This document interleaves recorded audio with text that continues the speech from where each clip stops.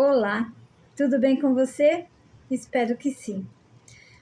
Meu nome é Sônia, eu faço parte do Centro Espírita Kardecista Fraternidade Luiz Sérgio de Vinhedo, Estado de São Paulo, e estamos aqui novamente em função do projeto Gotas Fraternas. Agora a gente está estudando o livro Jesus no Lar, pelo espírito de Neio Lúcio e psicografia do Chico Xavier. E hoje vamos falar sobre o capítulo 13, o Revolucionário Sincero.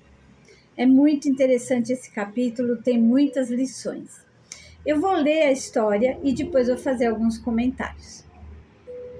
Então, no curso das elucidações domésticas, Judas conversava entusiástico sobre as anomalias da governança do povo e exaltado dizia das probabilidades de revolução em Jerusalém, quando o Senhor comentou muito calmo: um rei antigo era considerado cruel pelo povo de sua pátria, a tal ponto que o principal dos profetas do reino foi convidado a chefiar uma rebelião de grande alcance que o arrancasse do trono. O profeta não acreditou de início nas denúncias populares, mas a multidão insistia. O rei era duro de coração, era mau senhor, perseguia, usurpava e flagelava os vassalos em todas as direções, clamava-se desabridamente. Foi assim que o condutor de boa fé se inflamou igualmente e aceitou a ideia de uma revolução por único remédio natural. E por isso articulou-a em silêncio com algumas centenas de companheiros decididos e corajosos. Na véspera do cometimento, contudo, como possuía segura confiança em Deus, subiu ao topo de um monte e rogou a assistência divina com tamanho fervor que um anjo das alturas lhe foi enviado para a confabulação de espírito a espírito. À frente do emissário sublime, o profeta acusou o soberano, asseverando quanto sabia de oitiva e suplicando aprovação celeste ao plano de revolta renovadora. O mensageiro anotou a sinceridade, escutou com paciência e esclareceu. Em nome do Supremo Senhor, o projeto ficará aprovado com uma condição: conviverás com o rei durante 100 dias consecutivos, em seu próprio palácio, na posição de um servo humilde e fiel, e findo esse tempo, se a tua consciência perseverar no mesmo propósito, então lhe destruirás o trono com o nosso apoio. O chefe honesto aceitou a proposta e cumpriu a determinação. Simples e sincero, dirigiu-se à casa real, onde sempre havia acessado aos trabalhos de limpeza e situou-se na função de apagado servidor. No entanto, tão logo se colocou a serviço do monarca, reparou que ele nunca dispunha de tempo para as menores obrigações alusivas ao gosto de viver. Levantava-se rodeado de conselheiros e ministros impertinentes, era atormentado por centenas de reclamações de hora em hora. Na qualidade de pai, era privado da ternura dos filhos. Na condição de esposo, vivia distante da companheira.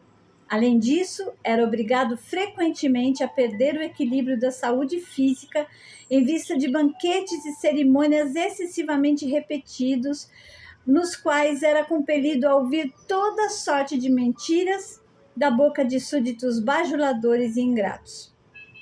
Nunca dormia, nem se alimentava em horas certas, e onde estivesse era constrangido a vigiar as próprias palavras, sendo vedada ao seu espírito qualquer expressão mais demorada de vida que não fosse o artifício a sufocar-lhe o coração.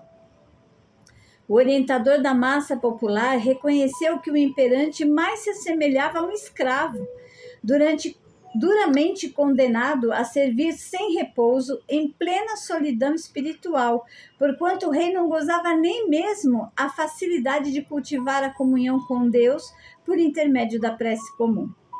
Fim do prazo estabelecido, o profeta, radicalmente transformado, regressou ao monte para atender ao compromisso assumido.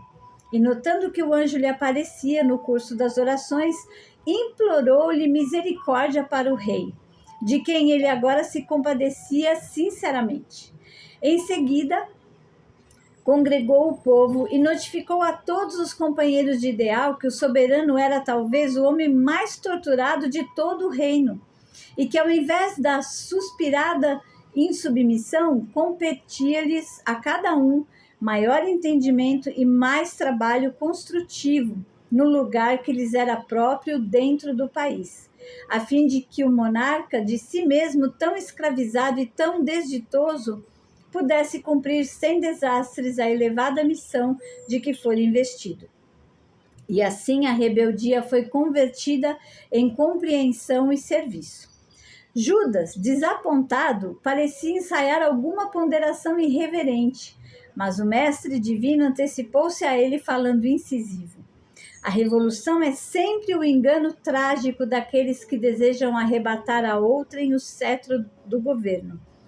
Quando cada servidor entende o dever que lhe cabe no plano da vida, não há disposição para a indisciplina, nem tempo para a insubmissão. Que interessante e rica essa lição.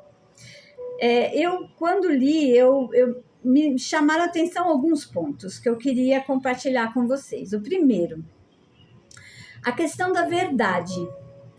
Cada um tem a sua verdade. Todo mundo tem um pedacinho dela, mas ninguém tem ela completa, né? Tem aquela imagem emblemática, né, de duas pessoas, uma diante da outra e um número no chão. Para um, o número é 6, para o outro, o número é 9. E qual dos dois está certo e qual dos dois está errado? Os dois estão certos e ao mesmo tempo errados, porque ninguém tem a totalidade da verdade. Outra questão importante é a questão das influências, né? O profeta não tinha nada contra o rei, ele não tinha uma opinião contrária ao rei, mas ele acabou sendo influenciado pelas pessoas que estavam ali nervosas, insufladas na raiva, na vingança, e aí ele acabou mudando de opinião e passou a ficar contra o rei. Outra coisa importante, a questão da fé. Ele era um homem de fé e ele fez o que nós todos devíamos fazer e na maioria das vezes nós não fazemos, que é orar antes de tomar uma decisão importante. A gente normalmente ora depois que a gente já decidiu errado e já está sofrendo as consequências e precisa de ajuda. Mas a gente devia orar antes de tomar as decisões. Assim a gente teria muito mais chance de acertar nas escolhas que a gente faz. Então ele fez isso, ele foi lá e pediu orientação do alto para saber até se ele estava tomando a decisão certa ou não. Outra questão importante dessa lição é a empatia. A proposta que foi dada a ele foi justamente dele ter empatia, dele se colocar no lugar do rei, dele entender como vivia o rei, qual era o contexto que ele vivia, em que condições ele vivia, e isso com certeza justificava uma boa parte das atitudes que ele tinha. E aí ele acabou vendo que o rei, na verdade, era mais um escravo do que um rei, né? Outra questão importantíssima, a questão da humildade.